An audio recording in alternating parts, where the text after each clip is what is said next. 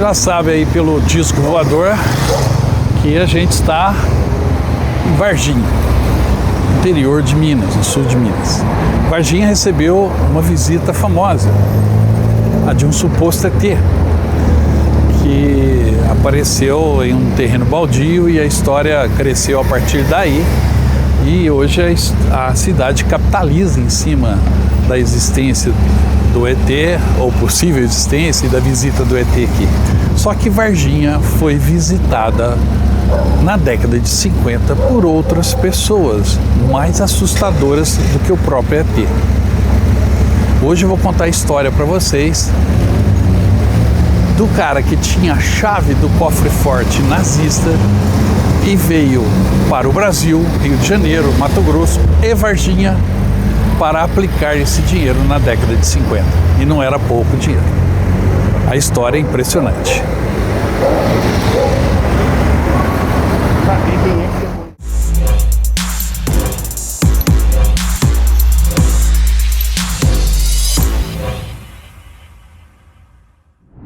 E essa história é centrada em um personagem principal, o alemão Friedrich Gustav Cadogan, que foi um empresário, financista e também advogado alemão, que serviu ao regime nazista.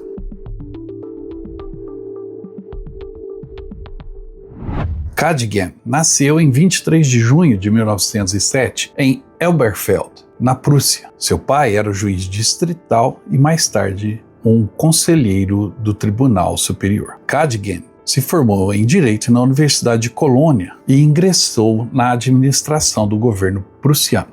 Ele se filiou ao Partido Nazista em 1932, antes até de Adolf Hitler assumir o poder como chanceler na Alemanha. Dessa forma, subiu rapidamente nas fileiras do Ministério da Economia, sob o novo regime. Cadogan pertenceu àquela zona cinzenta do Terceiro Reich, que não vestia uniforme, mas movia a engrenagem. Ele não era um ideólogo, não discursava em palanques, não comandava tropas. Seu campo de batalha era outro: planilhas, contratos, cofres, câmbio e ativos confiscados. Veio então o Plano Quadrienal, lançado em 1936 sob o comando de Hermann Göring. Através deste plano, fundamental para a máquina de guerra alemã, o regime criou uma estrutura econômica paralela com poderes quase ilimitados, da qual Cadogan imediatamente fez parte no topo da pirâmide. O objetivo era simples e brutal: preparar a Alemanha para a guerra em 4 anos, custasse o que custasse. Para isso, era necessário dinheiro em moeda forte, metais preciosos, diamantes, ações no exterior e alguém capaz de transformar esta pilhagem em recursos líquidos. É aí que entra Cadogan. Ele atuou como operador econômico do sistema, um tecnocrata encarregado de realizar bens, ou seja, converter patrimônios confiscados, muitos deles pertencentes a judeus perseguidos, em dólares, libras e francos suíços. Esse dinheiro alimentava o esforço de guerra, financiava importações estratégicas e mantinha o motor industrial funcionando. Lançado em 1936, o Plano Quadrienal, chefiado por Hermann Göring, tinha 2 objetivos: rearmar a Alemanha em 4 anos e reduzir a dependência externa em matérias-primas e divisas. Na prática, foi um Estado-Maior econômico que concentrou poderes, controlou importações, racionou divisas, tabelou preços, determinou cotas de matérias-primas às indústrias e financiou o desenvolvimento de materiais sintéticos como a borracha e os combustíveis. Criou também conglomerados como a Hermann Göring Werk e, sobretudo, sugou recursos confiscados dos perseguidos: contas bancárias, joias, diamantes, ações, obras de arte. Era um motor que queimava aço, carvão e propriedade alheia. É nesse tabuleiro que a peça Cadogan passa a ter um grande valor. Cadogan era o homem de confiança de Göring, encarregado da realização, ou seja, converter patrimônio confiscado em moeda real para o esforço de guerra. O seu circuito era o dos metais e pedras preciosas, ações e títulos estrangeiros, contas em moeda forte e gestão de câmbio. Na linha de frente, lia balanços, assinava pareceres, cruzava tabelas de câmbio, apertava bancos e corretores. Nos bastidores, agia com mais força ainda, fazendo a ponte entre o plano, a burocracia do plano quadrienal, e os corretores da neutra Suíça, os bancos de Zurique e de Genebra, e também os bancos alemães. Ele sabia onde vender rápido e receber em divisa. Quando os documentos falam que Cadogan realizava bens, significava que ele transformava coleções, cofres e carteiras confiscadas em dólares, libras e francos que compravam carvão, minério, peças e lubrificantes. Ou seja, era o coração da máquina.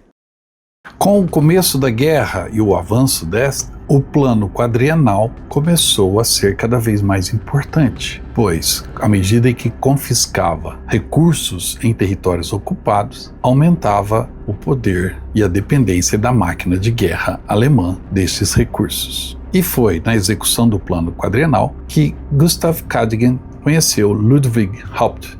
Haupt era diretor na Continental Transport AG, firma responsável pela obtenção de petróleo para a Wehrmacht no exterior, ou seja, fazia todas as transações envolvendo petróleos de outros países como a Romênia. Esta empresa também fazia negócios com a Suíça, que, cercada pela Alemanha, dependia inteiramente dos nazistas para fornecimento de combustível. A Alemanha gerava a energia que a Suíça precisava.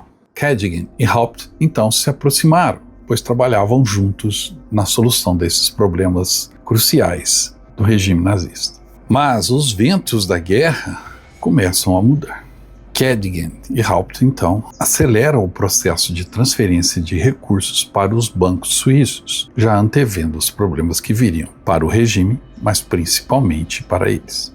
Neste planejamento, se aproximam de Ernst Rudolf Fischer, um outro diretor do plano quadrienal muito próximo de Göring, e que também era membro da SS. Os três preparam o caminho para uma possível fuga para a Suíça. E em abril de 1945, poucos dias antes da derrota final da Alemanha, Cadogan, Haupt e Fischer fogem para a Suíça, recebendo sinal verde das autoridades locais. Pois, ao negociarem a entrada deles no país, organizaram o transporte de 3 dezenas de valiosos vagões-tanques de combustível da Continental AG, uma carga importantíssima para a Suíça não ficar sem energia. O acerto para permitir a entrada deste combustível e do trio de alemães foi feito pelo advogado suíço Ernest Infeld, diretor da Petrola, uma autarquia do país alpino responsável por negociar e distribuir combustível.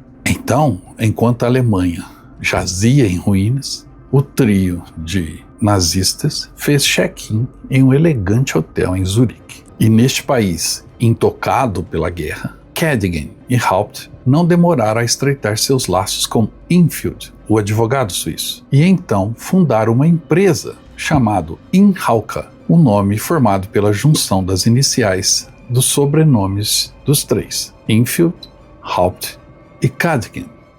Esta empresa, a Inhalka, seria fundamental no futuro dos três personagens, principalmente de Cadogan. Porém, a presença do trio de nazistas na Suíça foi logo detectada pelos países aliados. Os três são citados num relatório de inteligência dos Estados Unidos. Autoridades belgas e holandesas foram à Suíça para investigar Cadogan, suspeitando que ele estava envolvido no roubo de diamantes de joalheiros judeus de Antuérpia e Amsterdã.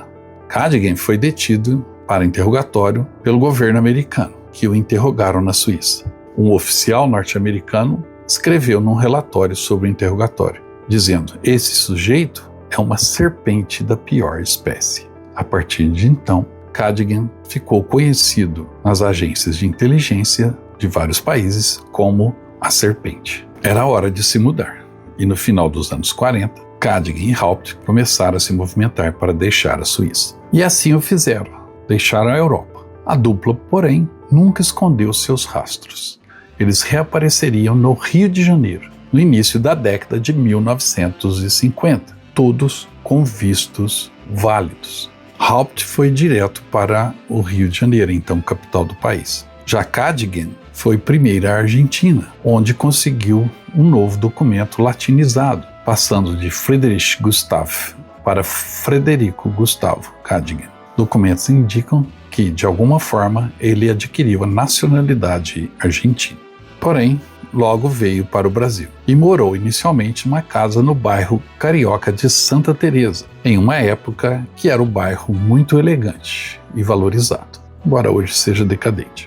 Seu companheiro Haupt se estabeleceu em um hotel de 5 estrelas, num apartamento de frente para o mar em Copacabana. Haupt se casou com uma alemã naturalizada brasileira, 2 décadas mais jovem. E no Rio, Cadogan, Haupt e a esposa do advogado suíço Infeld fundaram em 1951 um braço da firma Inhalca, registrado como Inhalca Brasileira Industrial e Comercial S.A., com endereço na Avenida Rio Branco, uma empresa conceituada na época e que fazia diversas propagandas nos jornais cariocas.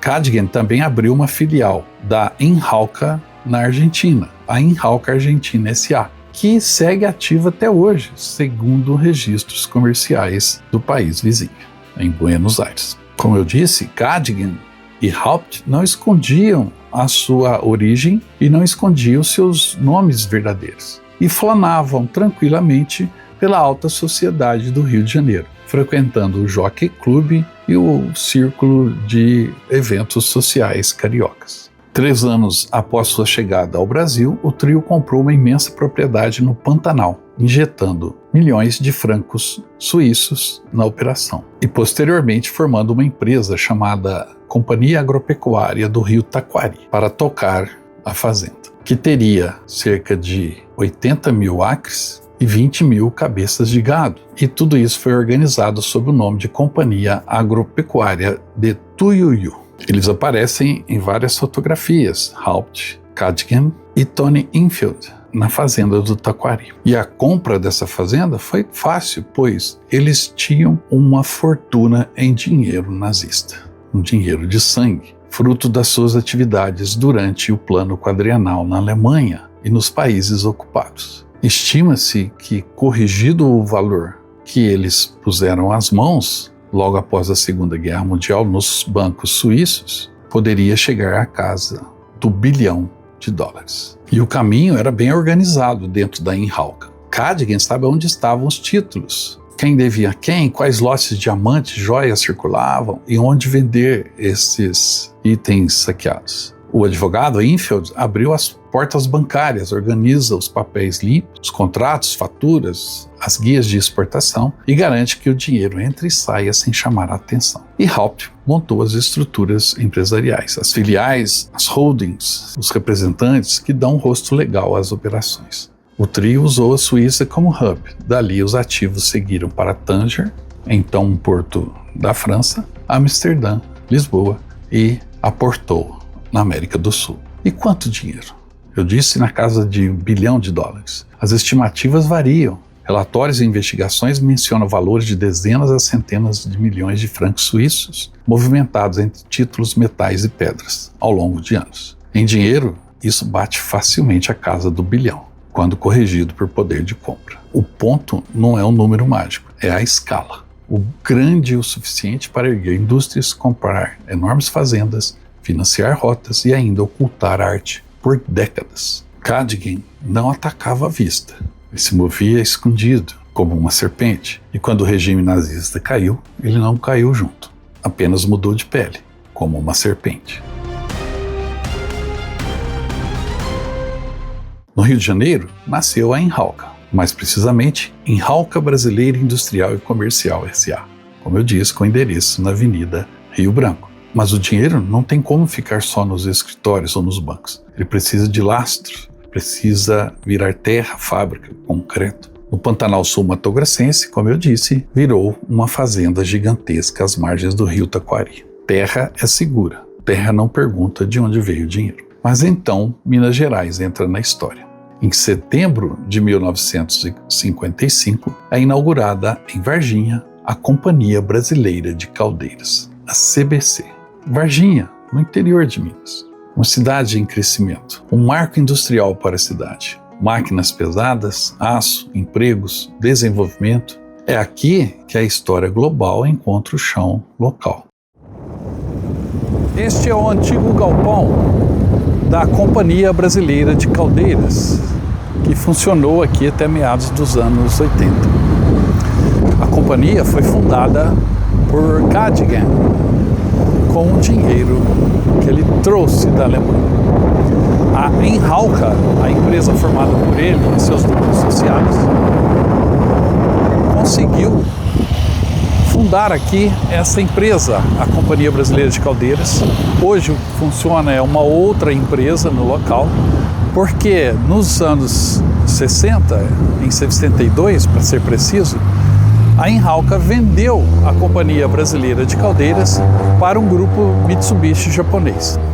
Para quem vive na cidade, a história da fábrica é importante. Para quem observa o mapa inteiro, Varginha é mais um ponto da mesma rede da serpente nazista. A inauguração atraiu pessoas importantes.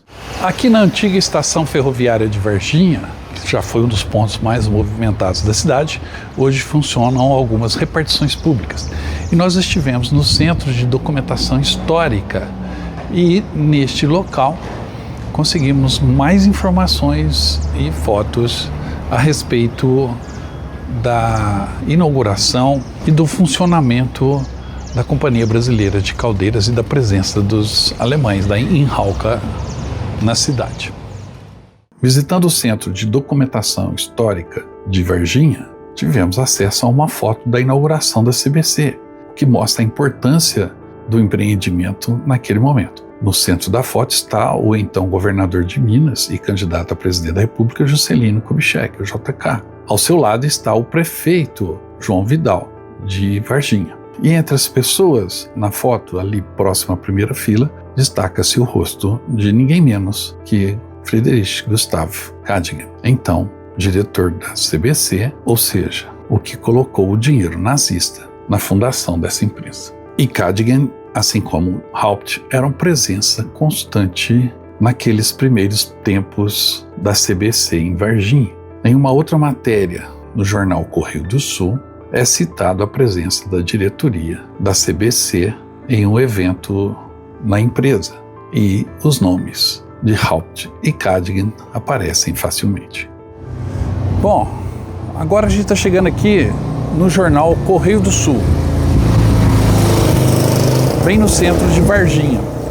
O jornal é um jornal muito antigo, da década de 20, e talvez seja o jornal mais antigo em atividade no interior de Minas Gerais. Nós vamos tentar ter acesso ao arquivo do jornal e achar alguma notícia que comprove a presença aqui dos nossos personagens do vídeo de hoje, dos alemães que cuidavam do dinheiro de Hitler. Vamos então visitar aqui o Correio do Sul.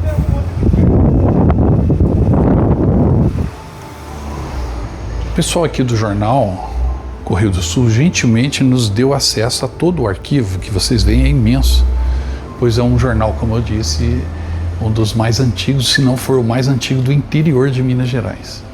E na busca de comprovações e informações da existência da Companhia Brasileira de Caldeiras, ligada à Inhalca, fundada pelos três personagens dessa história, em especial o Gustavo Cadogan, o homem que tomou conta do dinheiro nazista, nós chegamos aqui ao ano de 1955, final de 55 e começo de 56. Acredito eu que aqui nós vamos encontrar uma prova, uma notícia impressa com o que aconteceu naquele ano e que comprove a presença aqui dos alemães. Vamos sentar ali e pesquisar. Bom, nós fomos muito bem recebidos aqui em Varginha no jornal Correio do Sul.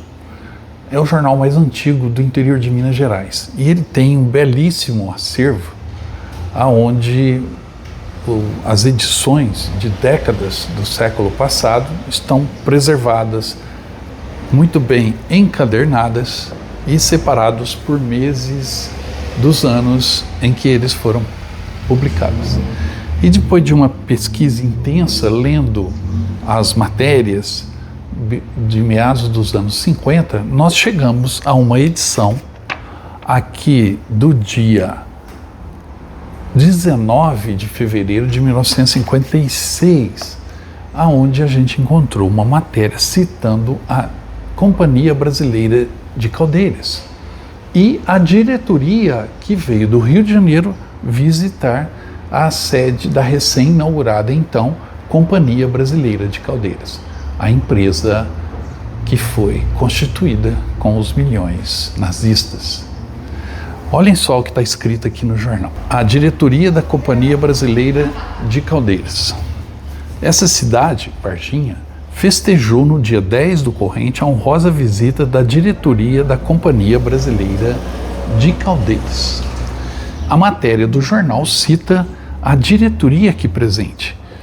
O Franklin Antônio da Rocha, que era o presidente da unidade aqui de Varginha, o Dr. Ludwig Haupt, diretor, e o Dr. Gustav Kaidingen, diretor. Os nossos personagens que chegaram até Varginha para gastar aqui os milhões apreendidos durante a Segunda Guerra Mundial. Essa cidade recebeu o investimento desse dinheiro. Aqui está a matéria. Na implantação da Companhia Brasileira de Caldeiras em Varginha, Kaidingen e Haupt se associaram à ThyssenKrupp, um grupo alemão que investia também no Brasil naquela época.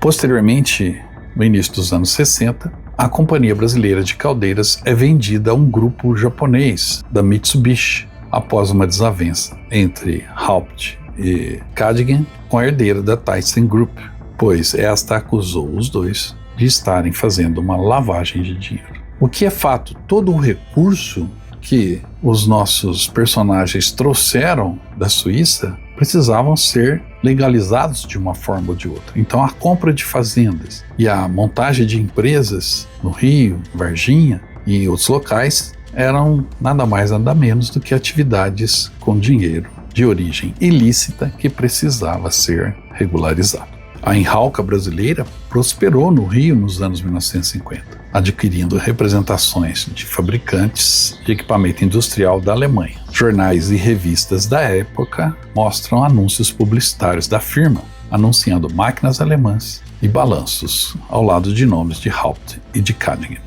Ainda em 1963, Haupt aparece em uma fotografia veiculada no jornal Diário Carioca, ao lado do ministro da Justiça do Brasil, Abelardo Jurema, numa recepção. E ele seguiu participando de eventos como torneios de golfe no Rio e recepções na Embaixada Alemã. E as duas, Inhalca, a brasileira, e a argentina, continuaram a fazer negócios, inclusive com o braço brasileiro da Inhalca fornecendo fuzis da firma alemã Rheinmetall para o exército brasileiro.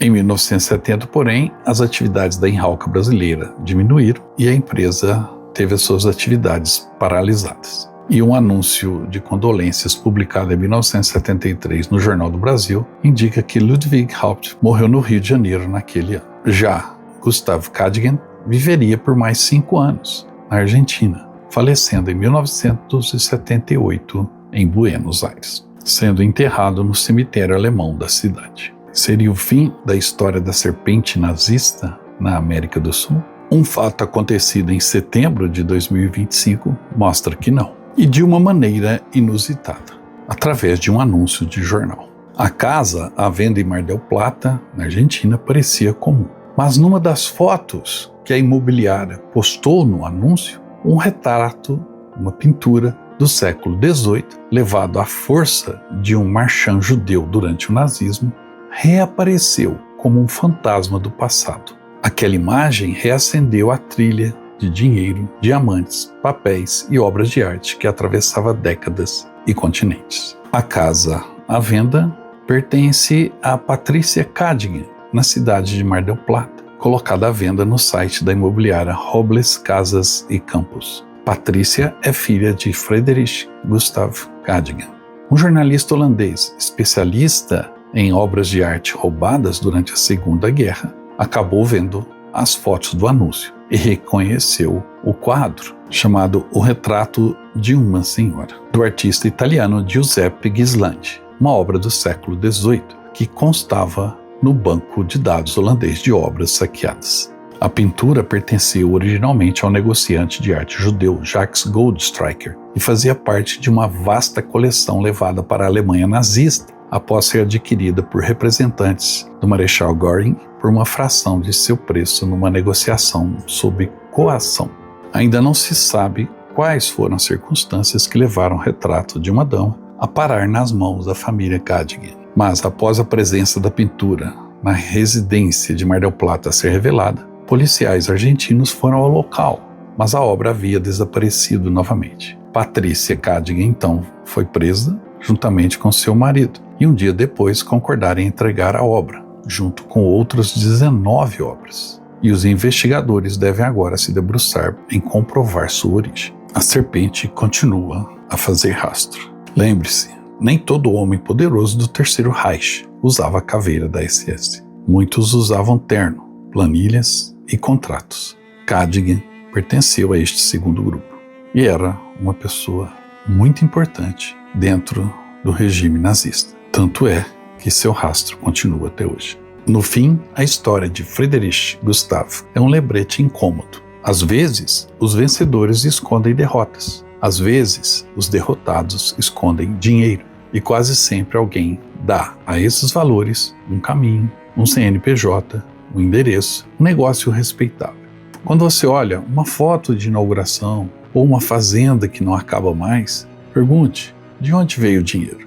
Nem sempre a resposta será incômoda, mas quando for, que a gente tenha coragem de contar a história inteira.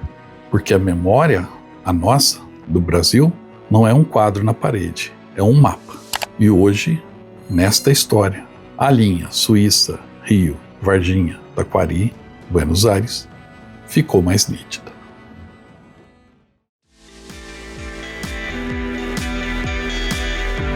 Viu só? Essa aí é a nova camisa da promoção do canal Viagem na História. E olha que belo modelo, com detalhe da nossa homenagem aos 80 anos do fim da Segunda Guerra, o Dia da Vitória. Essa é uma camisa única que você pode adquirir na nossa loja virtual. Entre em contato pelo nosso WhatsApp, eu te encaminho o link da loja virtual do Viagem na História. E você adquire essa belíssima camisa comemorativa do final da Segunda Guerra Mundial. E tem mais, adquirindo a camisa, você vai ganhar um cupom que vai te dar um número para um sorteio pela Loteria Federal de um pacote de viagens do Viagem na História. Ou seja, você vai poder ir conosco para a Europa visitar os campos de batalha mais famosos da Europa, ok? Entre em contato, garanta a sua camisa e boa sorte!